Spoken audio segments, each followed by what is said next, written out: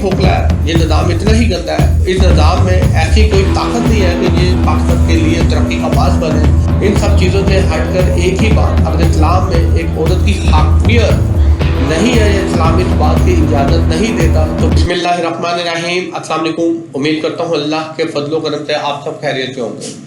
पाकिस्तान को इस्लाम के नाम पर हासिल किया गया 76 साल के बाद होना तो ये चाहिए था कि यहाँ के हर शोबे में इस्लामी झलक नजर आती, बल्कि पूरा मुआशरा इस्लाम का अक्स होता, लोग अपनी जिंदगी गुजार रहे होते, हर शोबा तरक्की कर रहा होता, एक दुनिया के लिए मिसाल बन जाता। और आज 76 साल के बाद दूसरे ममालिक के लिए हम एक मिसाल बन जाते, वो हमारे फूलों को अपनाते। उल्टा ये हुआ कि इस्लाम तो दूर की बात, हमें अपने जोरे बाजुओं पर भी भरोसा ना रहा। हमने मगरबी ममालिक के हर निज़ाम को कॉपी किया ताकि हमारा मुल्क तरक्की कर सके, इसमें हम 100% नाकाम रहे। मुल्क की माशी तबाहाली इसका मुंह बोलता सबूत है, और जिस तरह से सियासी इंतशार फैला हुआ है ये भी हमारे सामने आम है। एक इस्लामी रियासत हो और उसमें इस्लाम का अक्स दूर दूर तक न नजर आता हो, बल्कि इस्लाम के नाम पर लोगों को बेवकूफ़ बनाना बहुत आसान हो। और यही दर्द अब तक दिया जाता है कि एक दिन इस्लाम पाकिस्तान में नाफिज होगा, इस्लाम के शरई असूलों को पूरी दुनिया देखेगी, पाकिस्तान इस्लामी रियासत बनेगा।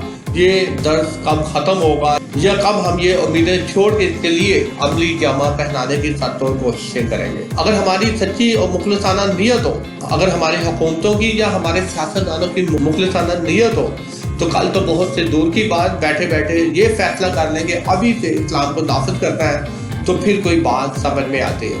मगर हमारे सियासतदानों के किए गए फैसले, इनकी बनाई गई पॉलिसियाँ और इनके असूलों को, और जिस तर्ज हुकूमत और जिस तर्ज असूल से ये हुकूमत चला रहे हैं, इन सब को जब हम देखते हैं 76 साल के बाद, अब ये तारीख ने साबित कर दी है कि जिसने भी इस्लामी असूलों को नाफिज करने की कोशिश की, उसने महज सिर्फ और सिर्फ अपने ज़ाती मफादात को हासिल करने के लिए की।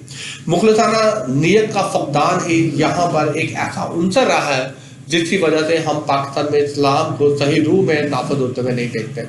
जिन लोगों के कंधों पर एक भारी जिम्मेदारी थी, जिन लोगों ने इस्लाम को लेकर चलना था, वो जो लोग जिहाद का दर्द देते थे, जो हाथ को सच पर डट कर खड़े रहने का दर्द देते हैं, जी हाँ, मैं उलमा इकराम की बात कर रहा हूँ, वो भी इस सारे मंतर में हुकूमत के सामने हमें घुटने टेकते हुए ही नजर आया।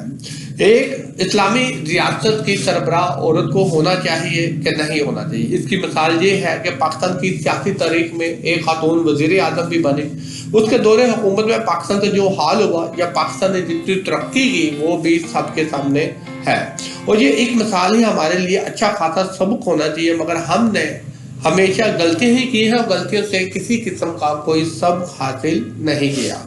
पाकिस्तान के सबसे बड़े सूबा पंजाब में वज़ीर आला के लिए एक खातून का नमज तो ना, फिर उसका बनना, ये भी हमारे लिए एक लम्हा फिक्री है। हम किसी औरत की काबिलियत पर या उसकी अहलियत पर किसी किस्म की कोई बात नहीं करते। हो सकता है वो सूबे के लिए कुछ करना चाह रही हो, ये भी हो सकता है वो काबिल हो, मगर इन सब चीज़ों से हटकर एक ही बात, अगर इस्लाम में एक औरत की हाकमियत नहीं है या इस्लाम इस बात की इजाज़त नहीं देता, तो फिर किसी किस्म की कोई बहस, कोई दलील देना हमारी समझ से बालातर है, और ये चीज़ें हमारे जहन में नहीं आती।